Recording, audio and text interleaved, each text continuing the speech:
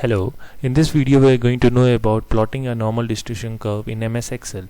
So first of all, a normal distribution curve is also known as the Gaussian distribution or a probability distribution. More general terms, we call it the bell curve. It is a continuous probability distribution for a range of values which are random. So let's say we are going to take this example to plot a normal distribution curve in MS Excel. The example is a class of 10 students and these marks they have obtained in a particular paper, and we are going to perform the normal distribution curve for this set of data. So I'd like to state here is that nature is random and so are the variables, but all of them will fit perfectly in a normal distribution curve. So now Excel function which helps us in plotting a normal distribution curve is normdist equal to, and the parameters that we need to enter are the x, which is the particular value, mean and standard deviation, which is for that particular range wherein we are going to perform the operation, and cumulative can either be set to true or false. When you write it true, so it will try to return you the cumulative probability of occurrence below that particular value x. If you set it at false, it will give you the probability of that value x. So to understand it better, we'll look at the Excel file straight away. So this is the data that we had shown you there. Now the mean for this data is 63.7 and standard deviation is 19.3. The functions that are used are average and standard deviation.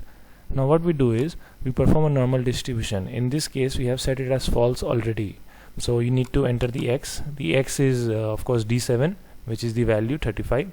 Then we have calculated the mean, which is d4, and then standard deviation, which is d5, and we have set the cumulative as false. We want to know the probability of only occurrence of marks 35, which is very low. As we can see, it is less than 0.7%.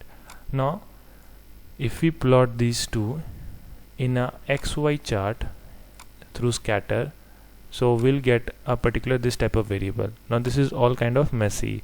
To get the desired results, what will be required to do is we'll have to sort this particular marks either from smallest to largest or from largest to smallest. Either will solve our purpose.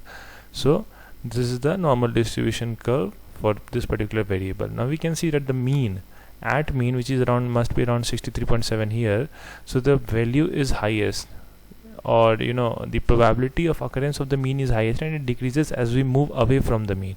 Though more we move away from the mean, the probability of occurrence is very low.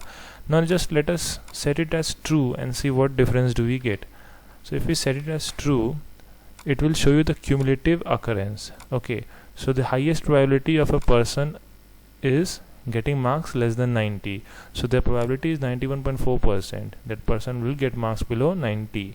Okay, so if we look at 55, 32.6% of the people will score below 55. So in this we get the cumulative performance till then. But if we set the cumulative as false, we get the normal distribution curve, which will be our desired results.